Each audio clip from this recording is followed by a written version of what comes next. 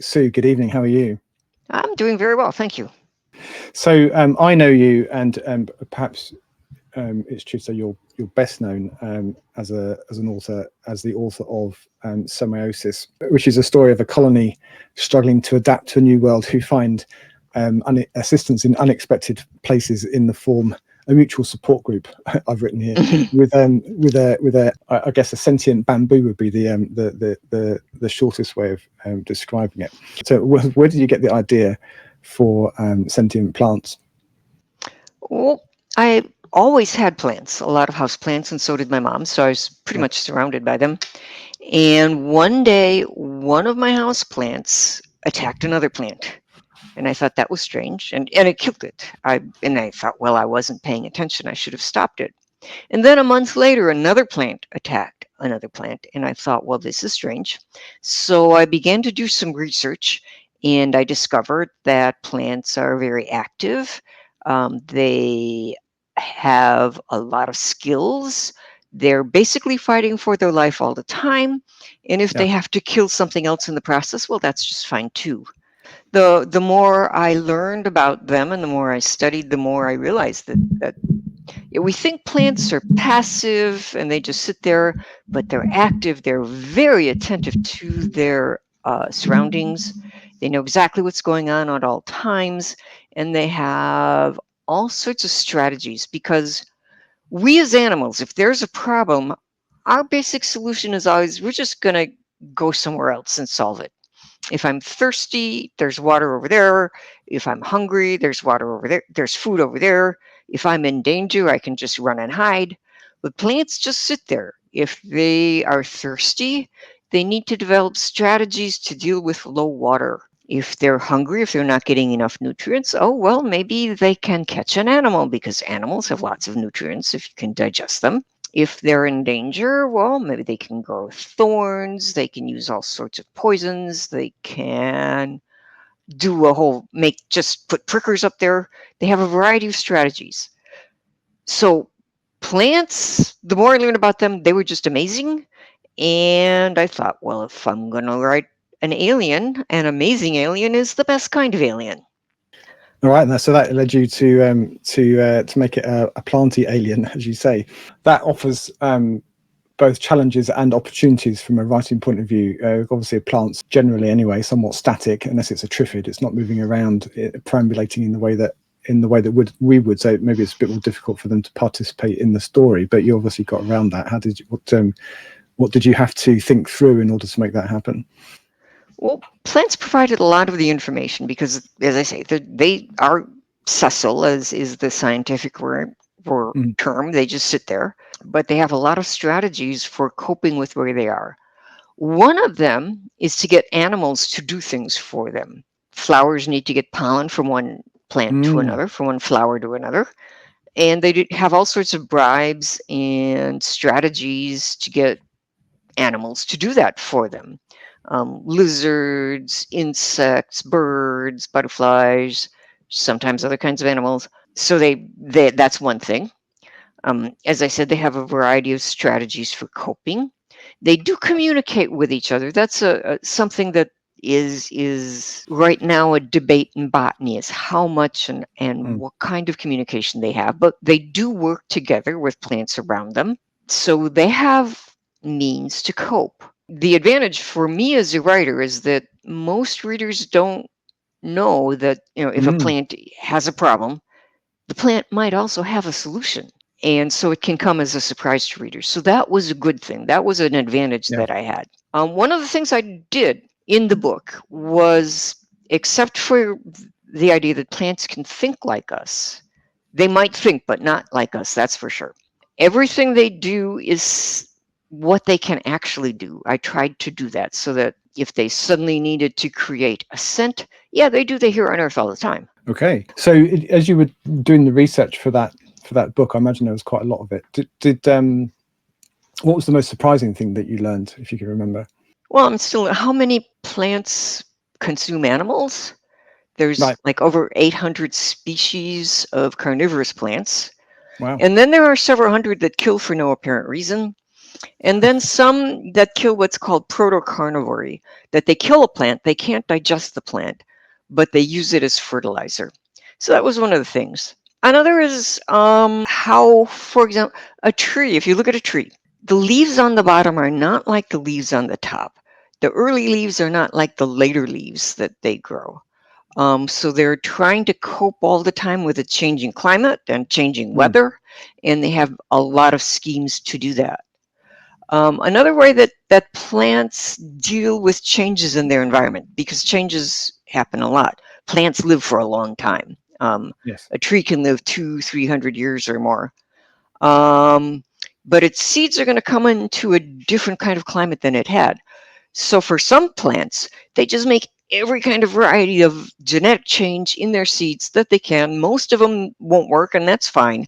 But the few that do will be much better adapted to the current environment. So it's another strategy that they have. Were there any were there any authors, science fiction or otherwise, that that influenced you as you were preparing or writing Semiosis or its follow-ons? That's always a tricky question, because the answer is like everything I've ever read. Because if you pay attention when you read, you learn things as you go along, and you see how someone else handled this problem. So I can't say anything in specific. Okay. But read widely and you learn more and more things. Indeed, yes, there's words to live by for sure. Okay, so we should talk about your new book, which is coming out soon. It's the end of October, right? I think. Yeah, so that's Usurpation, which is a follow-on to what's now a badly named duology, Semiosis and Interference. Yeah. So can you give us an overview of the book? What can we expect? The setting, I know for a fact, is different than the first two. Okay, in the first two, well, there's a plant that came to me known as Steveland, and it's living on a distant planet, and it is the dominant species, and it adapts humans as its friends. Then, in the second book, some more humans come from Earth. A bunch of stuff happens. But at the end, Steveland, because plants are aggressive. Plants want to expand their territory. So Steveland always, as soon as he found out that there was a place called Earth, he wanted to get his seeds there. So he got his seeds there. And now they're growing on Earth, and they're doing quite well. And Steveland sends a message at the end of the second book is they need to take over the Earth. And in the third book, you got the rainbow baboon on Earth going, what? How? We can't do that. This is a stupid idea.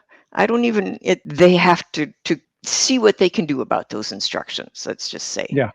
Yeah. When I wrote it, I knew how it was going to end. I mean, who was going to win? Let's put it that way. But until the very end, I didn't know how they were going to win. There's 6 chapters, and I was writing the 6th chapter, and I was thinking, how are they going to do this? I still haven't figured it out, and I know that this is how it has to end. And then I realized, wait a minute, winner has already won, but so subtly, even you didn't notice. So I had to do some rewriting to make it a little bit more obvious of what was going on. But yeah, the right people won at the right time. So as you say, we're on Earth, and it's fairly unrecognizable from today's Earth. The action mainly takes place in Europe, as I recall, and it's a mega balkanized version of Europe, down to almost villages being independent, and there's no government. It's basically anarchy, and you start to get. I got some insight into, I thought, why there was a faction trying to colonize another planet in the first place. Obviously, they had something they wanted to get away from. It. I like the robotic element of the plot was pretty cool. I enjoyed that too, which I was, I guess, not expecting. That was a neat addition. Do you see Steveland? I've always pronounced it Stevland. Should it be Steveland? Right. Okay. Yeah, he's named after Stevie Wonder, whose real name is Steveland.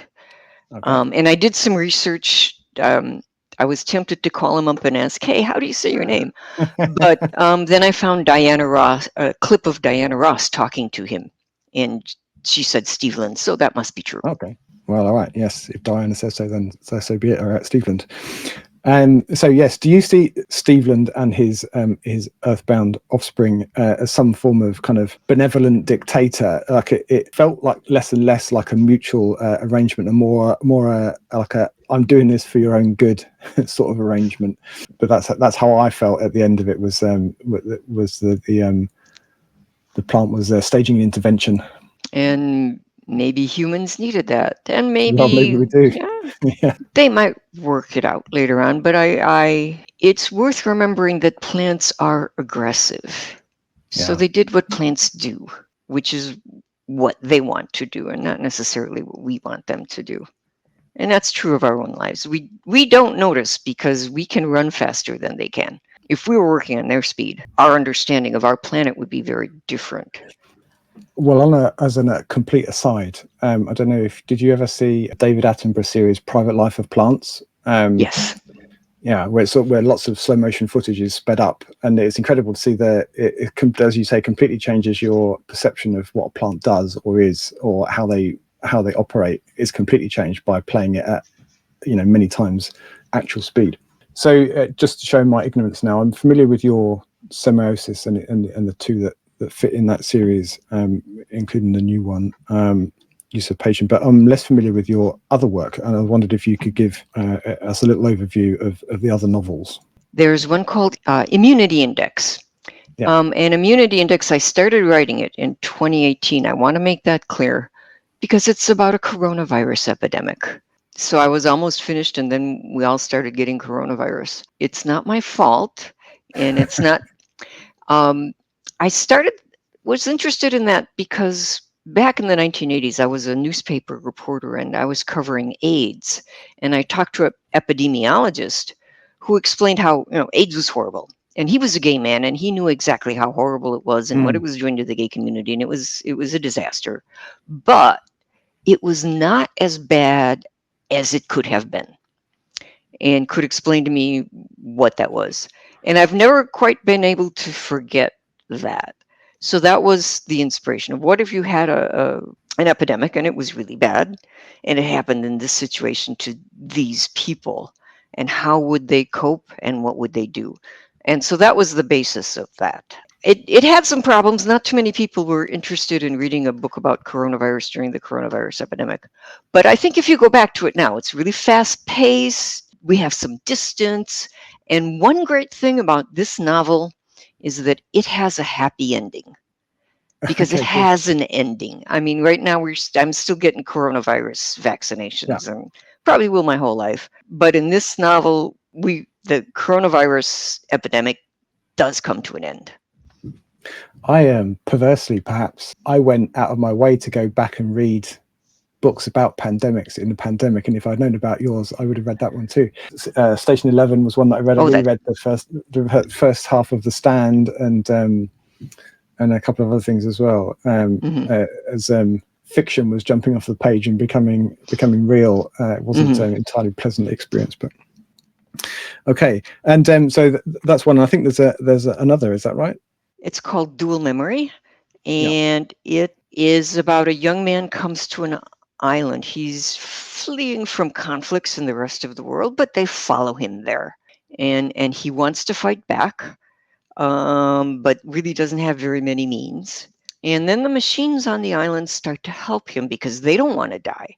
And if the conflict comes to the island and there's destruction, they're going to perish too, but they don't want anyone to know what they can do.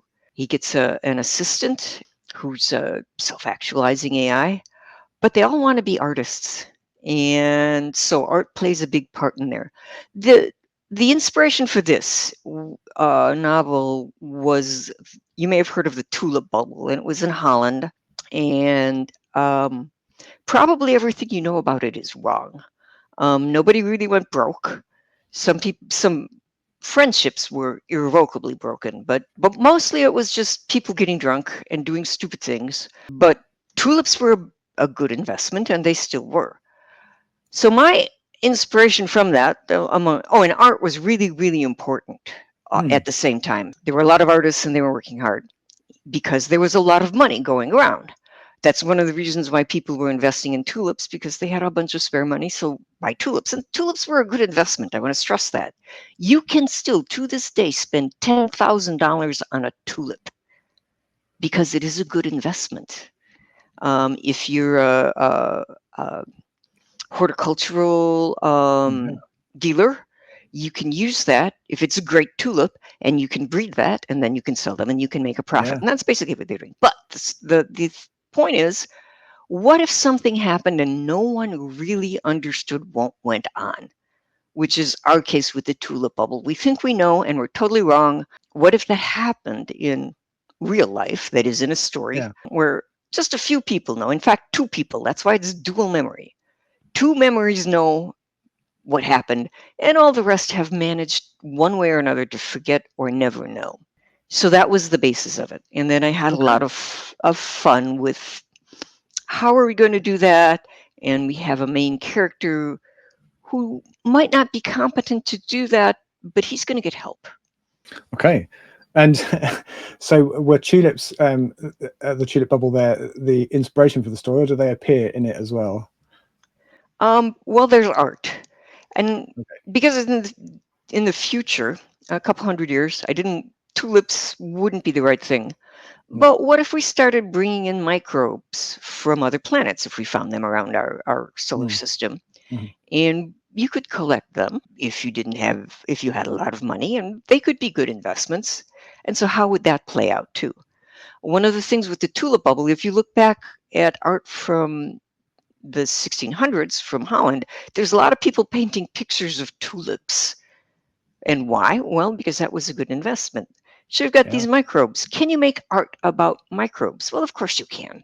All right, thank you. Well, both of those sound really interesting. I shall look out a copy. Every and I've only spoken to a few, but every author that I've spoken to either has read or still reads quite a lot of science fiction. I guess the same is probably true for yourself. So what have you read? Do you have some book recommendations for us? We like a good book recommendation. Yes, I do. One of them is Life Beyond Us. I have a copy of that. That just came out last year. It's quite lovely. It was produced by the European Astrobiology Institute. And what it is, it's 27 short stories, and each story illustrates a kind of first contact with a kind of life form that we're not familiar with here on Earth. And then following that, there's an essay by scientists explaining exactly how that science would work. Oh, very cool. Another one is Children of Time by Adrian Tchaikovsky. And if you liked Semiosis, you'll probably like this. The theme is similar. If when I read it, I was afraid of spiders, because I am not, but if I were, it would probably be even more fun. The ending is just beautiful. He and I are friends, by the way, and we've talked about this, and we love each other's books. I often wonder with Adrian Tchaikovsky if other authors ever kind of get together and say, right, we have to get a contract taken out on him now because he's just too ridiculously prolific, and he's making us all look bad, because he seems to put out 3 or 4 books a year, every year, like clockwork. I asked him about that over some beer, and he said, well, he just gets up every morning and he spends like 6 hours at a coffee shop and he writes. That's, I guess, his secret. Another book, and I don't have a copy because I loaned it out because I loved it so much I wanted to share. It's called Meet Me in Another Life. It's by Catriona Silvey. And when I started this, it had been given to me, and I'm assured it was science fiction, but it felt really like a romance novel, although a strange romance novel, and a lot of repetition and repeated lives. But that was interesting, and so I was going along. And then at the end, it all comes together. It is indeed science fiction in a way you never expected. And I cried so hard at the ending because it was so sad, but so logical and so beautiful. So if you like romance novels, this is a science fiction novel for you, because it's going to sneak up on you. And if you like science fiction novels, this is a good way to break out and see another way to approach science fiction that I've honestly never seen before. So being, a grumpy old man in my 50s, science fiction romance wouldn't be my first choice of reading material. However, I assure you, it gets very, very hard at the end. Yeah. I mean, hard On the occasion, science. I have strayed into that territory 2 or 3 times. Actually, I really enjoyed it. So I don't know if I would describe The Time Traveler's Wife as a romance necessarily, but there's certainly an element of that. It's certainly a love story. And I sobbed like a baby at that one. And then Connie Willis's, again, more not a, well, there is a love story actually at its heart. And my heartstrings were duly plucked. And again, for the last 150 pages, I cried like a baby. So it is in me to enjoy one of those books. And so that sounds great. Okay, another one. I have the uncorrected proof, and it's called Langue Doc 1305 by Gillian Polack. If you like historical fiction, this is the science fiction for you. And it's about some scientists that travel back to France. Okay. To an area called Langue, and it's in 1305, and they're doing scientific research, but they underestimate the people of France at the time. Yeah. And there's a historian that they don't listen to because they're scientists, and that's just soft stuff, and why should they?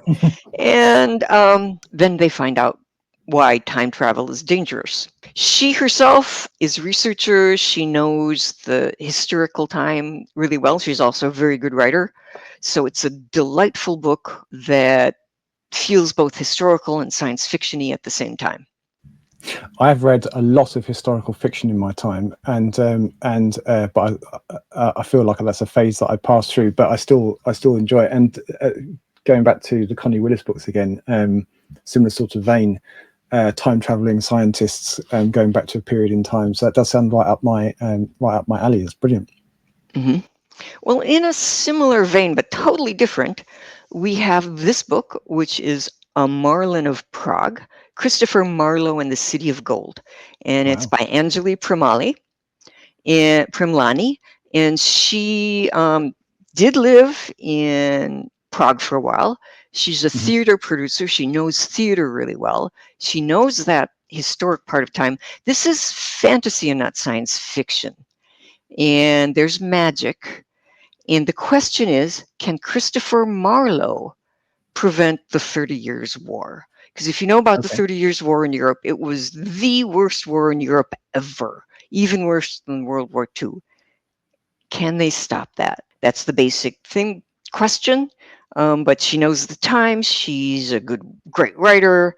And so it all comes together with a lot of questions about their understanding of the universe at the time. So if you changed time, what would that do to your understanding of how God's universe is supposed to work? Because the 30 Years' War was a war between Christians and Protestants. And so a lot of those questions are in there too. So it's a very dense novel in a good way. If the magic goes wrong, maybe even the 30 Years' War could be worse. Can they stop that? And Shakespeare is mentioned in there too, by the way, because he and Christopher Marlowe knew each other. Another book, I don't have a copy because I read the ebook. It's called Babel. It's by R.F. Kuang. You could argue she was cheated out of a Hugo. It's a fantasy novel, but it feels like science fiction because the magic, looks like you might have it. The magic is based on translation and language, and I'm a translator, so I found that part just fascinating. Also very accurate is that is how translation works, and then they use that to create a magical system. And also, if you like history, the history is correct about what that time was like, because this was not a good time in human history. It's the 1830s, and a lot was going wrong. Yeah, okay. I hadn't realized it was set that far back. I have it. I haven't read it yet. Oh, well, I recommend it. Yeah. I don't know where it is. It's on there. I have a slight book overflow challenge at the moment, in that I have to play shelf Jenga every time I want to fit something else in. So it's there somewhere. Yes. So the description reminded me a little bit in that it's a slightly alternative Oxford to the Philip Pullman books and his sort of alternative version of Oxford, which is obviously set a little bit later. But more than you just described, I don't know anything about it. So I'm fascinated to give that a read at some point. Then I have one that's totally bizarre. and it's on the internet because it's an experimental sort of fiction that you've got to go there and do what they did. It's a series called 17,776. What football will look like in the future. It's by John Boyes and Grain. It's not so much about football as it is about the future. And what if people could live forever? Then what would they do for their lives? But there's also, the main characters are a couple of satellites. And there's machines in there too. There's this one scene, a light bulb dies tragically, and it's a heroic life bulb. And from the point of view of the machines, it's just so sad. And if that sounds weird, it is not the strangest part of this whole thing. It's a daring experiment. It really works, and you can find it on the internet, and it's just strange and wonderful. And then, of course, these are not science fiction, but if you're interested in plants, this is a book called In Defense of Plants, and it's by Matt Candeias, PhD, and it's an exploration of what plants are like. There's a whole chapter about the wild world of plant sex, and they just go about things in sometimes the strangest way. What they do to help us fertilize them is sometimes just so horrible and mean, and sometimes just wonderful. They fight for survival, they move around, some of them are parasites, the problems that they face in our present. So if you want to learn about plants, this is a good way to start. Yeah, one more book that it's not science fiction at all, or fantasy, but it's set here in Chicago and I live here. It's called The Great Believers. It's by Rebecca Makkai, and it's set in the 1980s when the disaster of AIDS and the gay community. You can think of it as historical fiction because a lot of people weren't even born then, but it's a good representation of what was going on and what the problems were of a time that, as I say, I was a reporter then, so I remember it pretty well. But even then, I've forgotten just how frightening it was. Yeah. If I remember rightly, you'd sort of turned in the draft to your copy editor for Usurpation like a year or so ago, maybe a little bit less. So I'm curious to know, are you working on anything else at the moment? And is there anything that you can tell us about it? I'm trying to sell a novel, see if any publisher wants it. And this one is set in the far future of Earth. I like to write hard science, and one of the things that we know about space travel and other planets is that there's really, really far away. Very, very hard to get there. And if we get there, getting from one to another would be really, really hard. So that they would all be pretty isolated. So using that as a premise, well, what if some people figured out a way that they could travel? Travel would be hard. They basically use deep freeze to get from one to another. And what they try to do is help when a planet or a space station gets in trouble, is to try to get them help, keep all of humanity knit together over spaces that are really so big that even with radio communication, you can't necessarily talk to people way over there because it's just too far away. The signals just come too diffuse. So how can you knit all of humanity together? And that's what this organization, these groups of people, is trying to do, is keep humanity knit together. All right. Well, I'd certainly read that. That sounds good. All right. Well, good luck with touting that around the publishers. I hope you find a buyer for that very soon. Sue, thank you so much for your time. Really appreciate you taking the time to speak to me.